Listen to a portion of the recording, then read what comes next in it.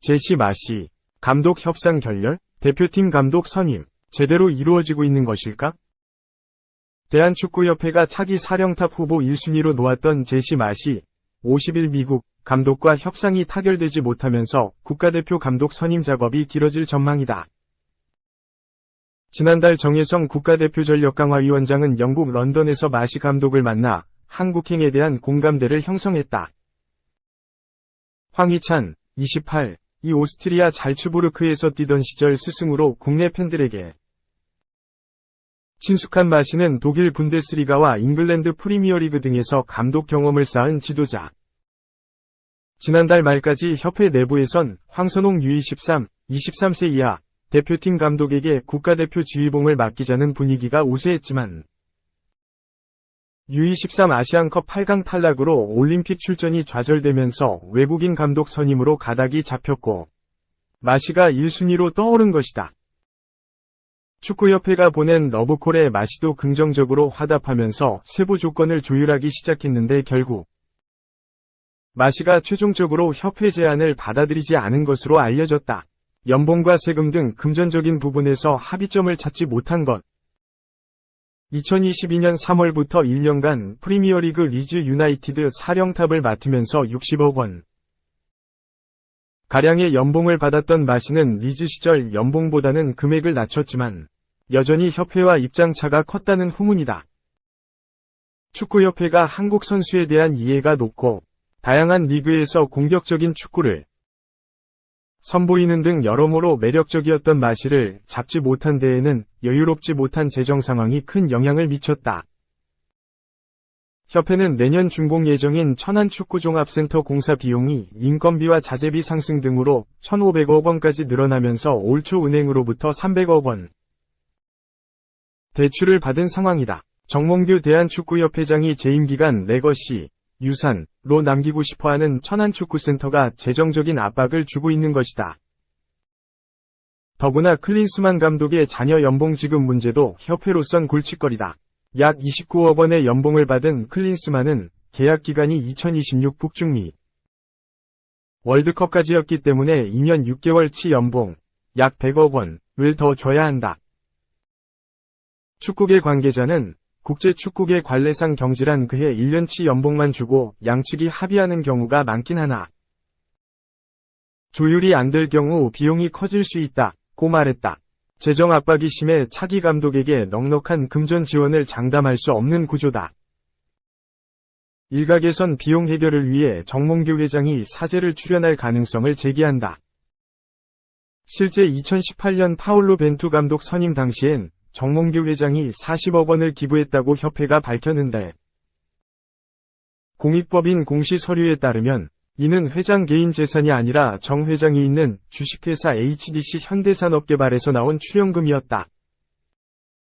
남은 후보군엔 세뉴얼 귀네슈, 72 튀르키예, 전 FC 서울 감독과 헤수스 카사스, 51 스페인, 현 이라크 대표팀 감독, 브루누 라즈, 48 포르투갈, 전 울버햄프턴 감독 등이 있는 것으로 알려졌다.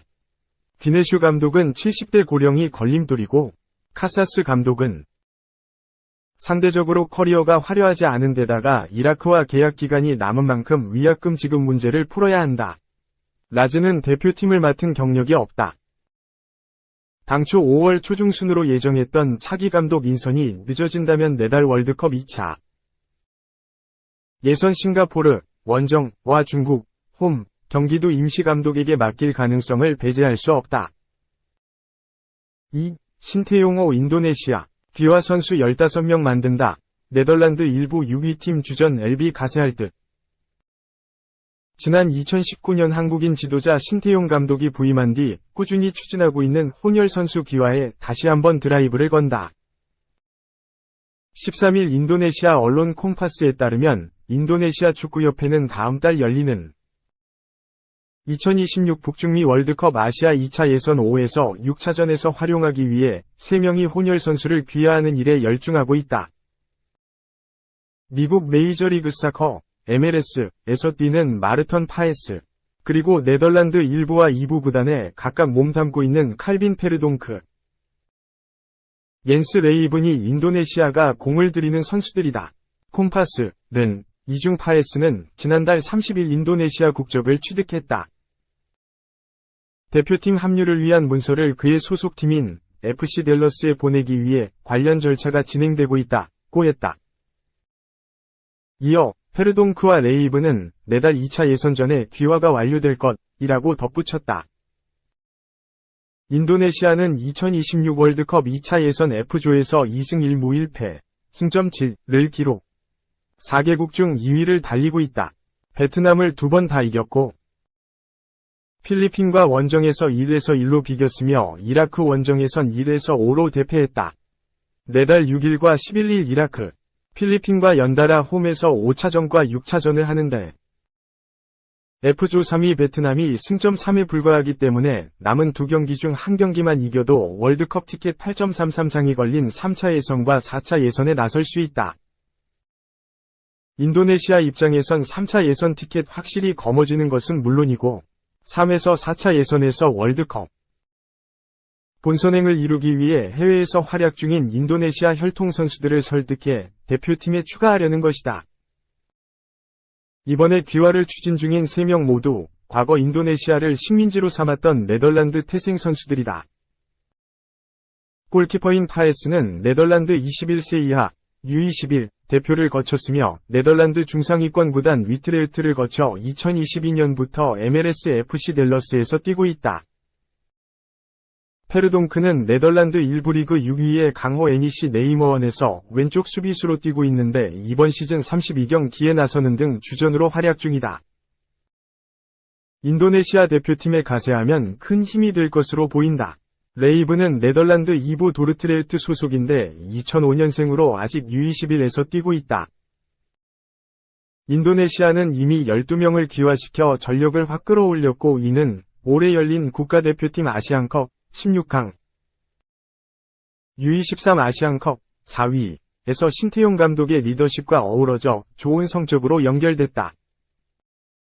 울버햄프턴 소속으로 현재 일본 세레스 오사카에 임대된 유스틴 후브너, 네덜란드 아도 던 하흐 소속의 공격수 라파엘 스트라윅이 대표적인 선수들이다. 여기에 귀화 선수 3명을 더 데려오면서 3차 예선에 서도 경쟁력 있는 팀으로 만들기 위해 노력하는 것으로 보인다. 3.90년생 국가대표 김영권, 96년생 첫 K리그 1 김태현, 이것이 진짜 축구다. 12일 문수축구 경기장에서 열린 울산과 김천의 하나은행 K리그 1 2024 12라운드. 피날레의 주인공은 1996년생인 김천의 김태현이었다. 그는 후반 추가 시간인 49분 환상적인 왼발 슈팅으로 극장 동점골을 장렬시켰다. 2018년 프로에 데뷔한 김태현은 안산과 서울 이랜드, 전남 드래곤즈 등 줄곧 2부에서 뛰었다. 올 시즌 김천이 1부로 승격하면서 K리그 1과 처음 만났다. 첫 골은 요란하면서도 감격적이었다. 김태현은 기록이다. K리그 1에서 뛰는 것 자체가 처음이다. 난 이렇게 주목받는 선수가 아니다. 묵묵히 열심히 하는 선수다. 동료들이 축하인지 조롱인지 모르지만 많이 놀릴 것 같다. 추억으로 생각하겠다. 고 미소 지었다. 정정용 김천 감독은 김태현에 대해 퇴장당한 적은 있는 것 같은데 라며 우승 후 양발을 다 잘 쓰는 선수다. 크로스를 올릴 줄 알았는데 왼발에 자신감이 있었던 것 같다. 충분히 잘해주고 있다. 한 단계 올라선 것이 지금의 모습이다. 라고 칭찬했다. 김태현은 크로스를 올릴 생각이었는데 힘들어서 그랬는지 모르지만 상대가 안 붙였다. 기회다 싶어 마지막 힘을 냈고 말도 안 되는 슛이 들어갔다. 100% 노린 방향으로 들어갔다. 생각한 대로 차는 게 쉽지 않다. 감사하고 기적적인 행운이 왔다. 고 반색했다. 정 감독의 퇴장 얘기에 대해선 거친 선수로 알려져 있지만 커리어의 퇴장은 한 번도 없다. 강하게 할 때와 조심히 할 때 예측된 플레이를 한다. 고 넋두리를 늘어놓았다. 울산은 국가대표 센터백 김영권이 드라마를 쓸 뻔했다. 경기 시작 2분 만에 루빅손의 선제골을 앞세워 리드를 잡았다. 하지만 김천은 탄탄한 공수 밸런스와 한 발 더 뛰는 공격 축구로 울산을 괴롭혔다. 전반 25분 뼈아픈 장면이 연출됐다. 페널티 박스 안에서 김천의 강현묵이 쓰러졌다. 김영권이 저지하는 과정에서 접촉이 있었다. VAR, 비디오 판독, 이은 온필드 리뷰 끝에 페널티킥이 선언됐고 전반 29분 키커로 나선 김대원이 깔끔하게 동점골로 연결했다. 김영권은 무너지지 않았다. 절치부심한 그는 올 시즌 첫 축포로 속죄했다. 후반 6분이었다. 김영권은 프리킥 세트피스에서 이명재의 크로스를 헤더로 하다 골네트를 갈랐다. 하지만 그의 골은 김태현의 극장골에 묻혔다. 선두를 눈앞에 둔 울산이 김천과 2대2로 비겼다. 김영권은 축구란 게 비길 수도 질 수도 있다. 결과에 연연하다 보면 안 좋을 수 있다. 신경 쓰지 않고 있다. 고했다. 다만 잦아진 실수에 대해선 내 실력이다. 개인적인 실수는 내가 잘못한 거니까 특별하게 드릴 말씀이 없다. 더는 실수를 하지 않겠다라고 말하기보다 다음에 또 이런 실수가 나올 수도 있다. 최대한 실수를 안 하려고 하는 수밖에 없다. 열심히 하는 수밖에 없다. 고 담담하게 얘기했다. 1990년생인 김영권은 올 시즌 카타르 아시안컵 출전으로 휴식기 없이 질주를 계속하고 있다. 그는 못 쉰 건 사실이다.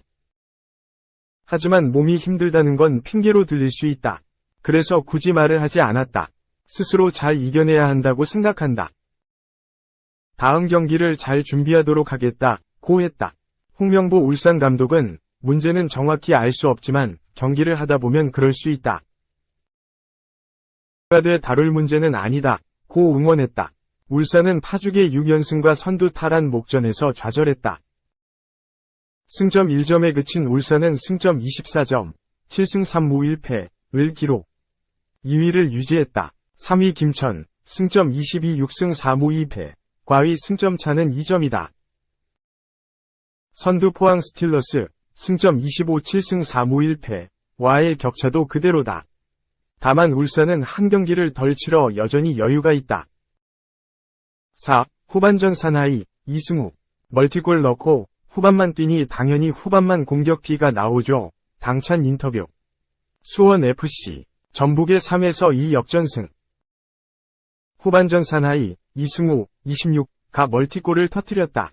이승우 활약에 힘입어 수원FC가 전북 현대를 원정에서 제압했다. 수원FC는 12일 오후 2시 전주 월드컵 경기장에서 열린 전북과의 하나은행 K리그 1 2024 12라운드에서 3에서 2로 역전승을 거뒀다.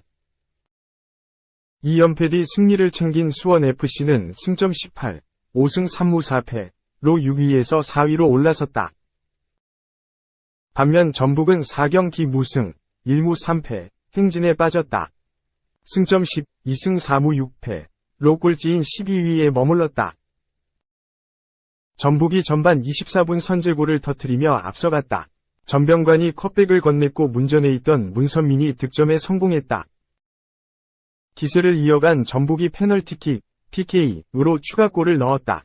전반 32분 전병관이 골키퍼에 걸려 넘어졌고 주심은 PK를 선언했다.